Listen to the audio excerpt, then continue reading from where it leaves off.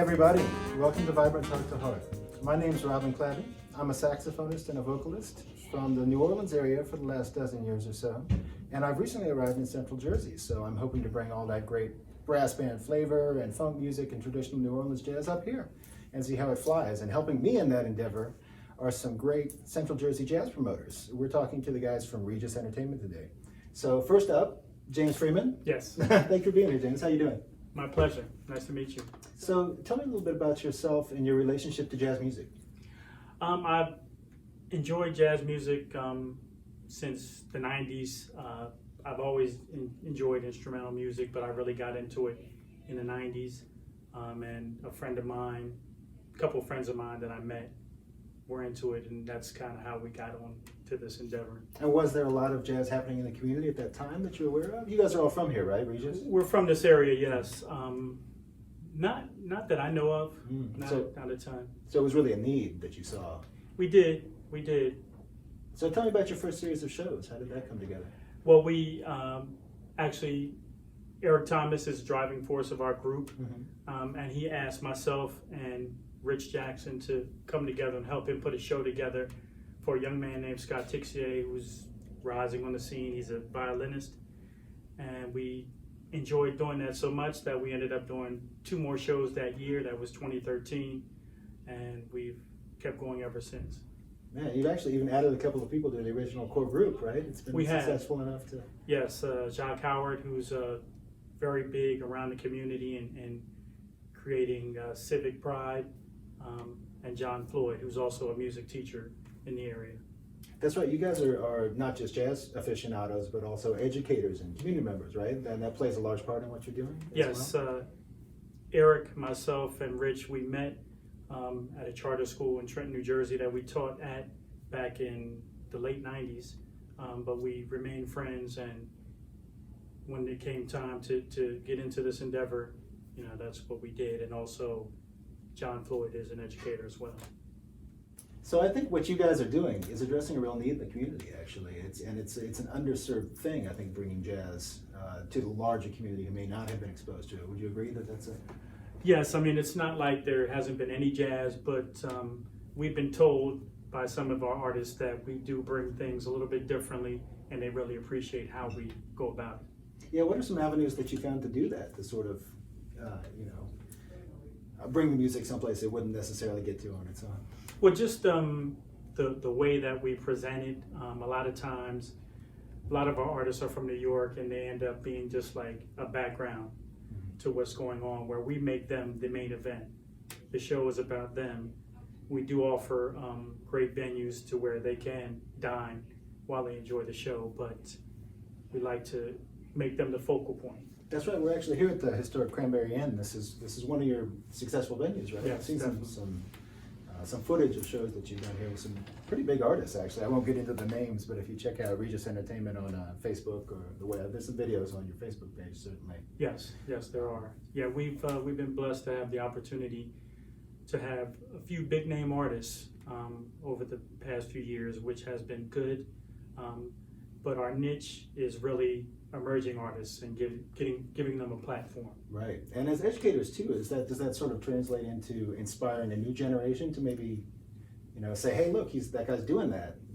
I would imagine that that's really eye-opening for a lot of younger kids. Absolutely. Eric Thomas, who's really our founder, Rich Jackson, and myself, we all met as educators, and Eric is very instrumental in getting music to his students to let them learn. So we actually have what we call a youth spotlight, where we'll have individuals middle school, high school age, or young adults that are involved in jazz, so that we can kind of push it on to the younger people and give them a platform so that they can enjoy it and get used to performing in front of audiences. I gotta tell you, just as a musician, that's such an important opportunity, because that's really the way the music was created, right? It was just guys in the neighborhood coming up and playing together. Right. And it's just, I guess in this day and age, it's a little harder for that to happen. There are still some neighborhoods in New York or New Orleans where it goes down that way, but by and large, I think a lot of this music is they're only gonna find it on a record. Right. Unless somebody like you comes through and says, hey, here's an opportunity to see how this is really done while it's being done. And I mean, those kind of things maybe happen just a handful of times for me, because I grew up in the middle of nowhere in Wyoming, actually. Oh, wow. Yeah, through high school age, until I got out and went to where the music was. Right. But the couple of opportunities that I had to do something like that really changed the game for me. So it's so cool that you're able to do that at your shows. Yeah, we enjoy that. We kind of feel like we're a stepping stone for many of the artists that we've had grace our stage, and hopefully a part of them rising to stardom or just being able to be a working musician. Is that a lot of what motivates you to do this? I know it's a lot of work. It's a ton of work. It is. It is. It's enjoyable though. You know, it's a labor of love, and again, it's not something we do for our full-time profession, but we enjoy it. We enjoy the music, and we enjoy helping others. We've been talking a little bit about you guys as educators and students and bringing up the next generation. What do you see a path like that? What does that look like for a brand new artist? Maybe somebody just in high school who's trying to kind of get on the scene. You know, they're brand new to it, but they really have a passion. How does that look? Well, I mean, we've had some middle school and high school age students perform for us, whether they're a part of their local high school band, middle school band, but getting them an opportunity to perform in this venue and on top of doing community performances, I think will help them figure out if they want to do this on a larger scale. It's true. It's a real good taste of what it's actually like. Right. There's nothing like doing it. Right in front of an audience, and you get feedback right away, and you know, like, okay, is this what I really feel like doing for the rest of my life, or just a hobby? Right. So another big part of what Vibrance is about is the cross-cultural connection. Jazz is a great example of that. It's something that was really born in the African-American community, but it's just branched out to encompass the entire world, and now it's really, everybody's got a piece of it. Could you tell me a little bit about that and how it relates to you guys? Yes, definitely. I'm proud that it started in our community, but the world has accepted it and taken it on as its own. It's huge in Europe, throughout Europe. It's huge throughout Asia, and we actually have artists that are traveling constantly in those sectors of the world, sharing their part of jazz.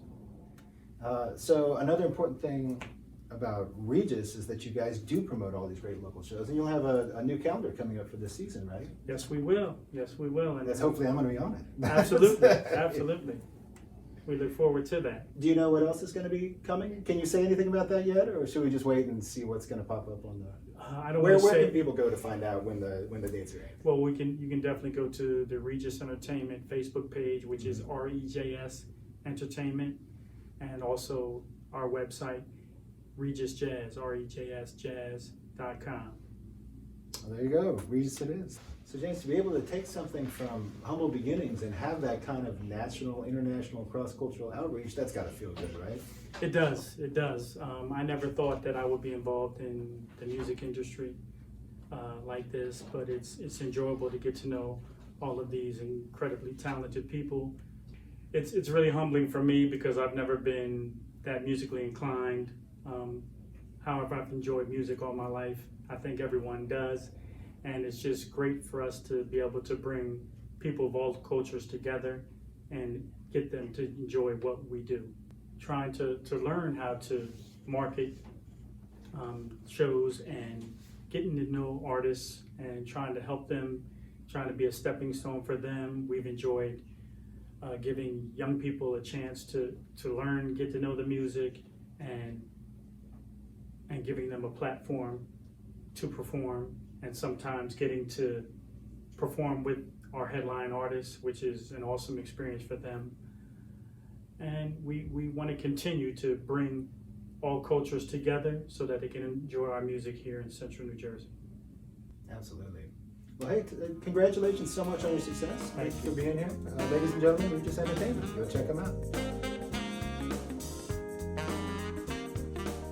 We have a second founding member of REJS Entertainment here today. Please welcome Rich Jackson. Hello, how you doing? How you doing, Rich? Good to see you. Thanks for being here. Tell me a little bit about your role in REJS and how you guys brought it all together. Well, we kind of brought it together. Eric and myself worked, as well as James, in school. And Eric always had a dream of getting a group together to promote some jazz. And talked about it one time, and we all got together and decided that we'll pull one of the artists from France who we saw on Facebook, Scott Texier, and do our first performance. It worked out really well. That was about 2013, I think it is. And we tried kind of just, blossom from there, just grabbing artists from New York mostly. And we've been doing it about 7 years, I guess it is now. Well, it's so great, I think, to bring something larger scale to a community like Princeton, or Central Jersey in general. It seems to be a little underserved in terms of, there's a lot of great talent around here. I've met some wonderful musicians since I've been up here. Yes. But nobody really was presenting concerts like you were, I don't think. I have trouble finding events of the caliber of what you're putting on. You think, was that something that you saw and said, let's do this? It's a need that's not being met, or? Well, it kind of fell on our laps. We started off with Scott Texier, who was a Frenchman who just came and played in the subways of New York. And then from there, we started had our first concert, and we're like, we got something here. And then from there, we just reached out through him to other artists. He was able to help us pull some in, and there was a core of artists in New York that were interested in doing some shows for us. And things kind of just took off from there. I have our portfolio here. I can kind of mention some of the artists that we've had here. Our first artist was Scott Texier. He came out of New York via France, and we decided that he was good enough there, maybe he would come in and do a show for us. So he did come into Trenton. We started at a place called Maxine's, which is in the heart of Trenton, and we got about 75 people in there. So we're kind of, like, we've got something here, so let's continue on. Through Scott, we ran into some other artists. He had a childhood friend from France. His name was Yvonique, I can never get his name exact right, Yvonique Prenet. And he played harmonica. And then after that, we also had a person who kind of keeps coming back and playing for her name is Shami Royston, whose husband's name is Rudy Royston, who's been a jazz drummer for some time. So these are some of the beginnings of our REJS Entertainment, the jazz players. And from there, we've gotten acts such as Nelson Rangel. So it keeps getting better, and that's why we continue to be engaged in the promotion of this. That's great. Are you enjoying the ride so far? The ride is really nice. I enjoy it. I started off as a R&B man. Okay. And from there, I think when I went to college, I was introduced to some jazz.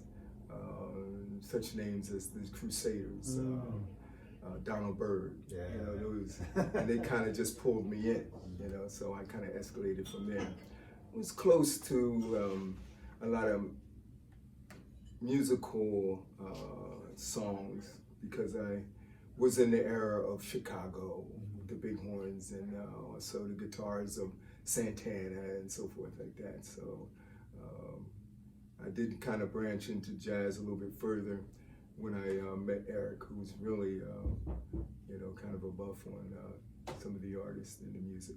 Well, I noticed actually in your the shows that you put on, you do have a really nice mix of straight ahead stuff and really approachable sort of R&B tinted jazz, and I think it's real relatable, the shows that you do. It's probably, I would imagine, part of the reason that your average is so good. Do you think that's? How old is? What did you say now? Oh, I think when you're booking your shows, do you think about that kind of accessibility, like the Donald Byrds and because I think that you're killing the game. I think the music that you're choosing is both very forward-thinking and very accessible. Is that kind of a conscious thing, or is it just what you love? I think that the jazz that we presented to the people is on the level of maybe smooth jazz, and then maybe a little bit of straight ahead but we don't kind of dictate to the artist, what to play and so forth like that. Great. And actually, just one final question for you. Where would you like to see REJS go from here? Like, you guys seem to be on an upward track. You had your hand going right. We're going up. We're going up. So we've started in Trenton, and we had a small venue there of 75 people, and then we moved down the street here into Hikestown, and we got as many as maybe 120, 130, 130 people. So that's a nice turnout. Yeah, it's a nice crowd, and it became very crowded. It was very tight for the patrons who came there. And then we kind of landed the Cranberry Inn here, which is much more spacious. It's really a beautiful place. The environment is nice, and we're able to fit as many people, and we hope down the road more. So we'd like to do maybe 200 next, then 250, whatever we can kind of gather, as far as the venues that will give us more seating. We're looking up in that era. All right. I'd love to hear it.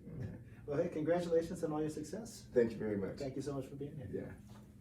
Go marching in, oh, when the saints go marching in. Lord, I want to be in that number. Oh, when the saints go marching in. Check that out. Oh, when the sun refuse to shine. Oh, when that sun